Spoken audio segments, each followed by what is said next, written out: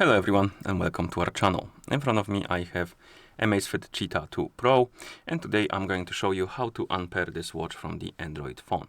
And unpairing could be useful if you want to pair your watch with another device, for example, or you want to maybe sell it, give it away to somebody, anything that would require you to disconnect it from your phone and your account.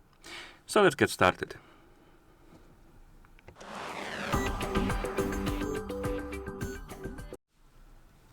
And the first thing we need to do is to open the Zepp application on the phone that is paired with our watch. In the app, usually you will see the home page, and what you need to do is to tap on the device icon, and here you will see your Cheetah 2 Pro. Now scroll down through this page and look for the Unpair button, which is at the bottom of the menu, and then tap on it.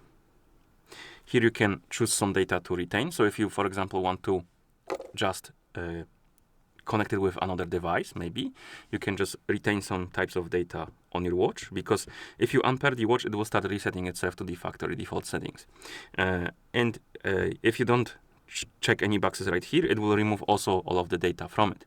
But you can, like I said before, just check the boxes to retain some types of data like workout history, watch face, app store apps, golf map, and local music. I don't need them, so I'm gonna tap on Unpair anyway. Tap on OK. Tap on Unpair,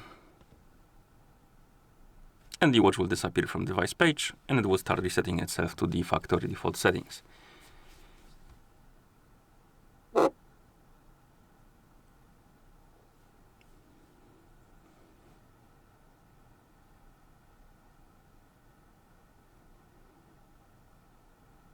As you can see, now we have the list of languages on the screen, which means that the reset is completed rather, and that's how you not factory reset, but unpair this watch from the Android phone.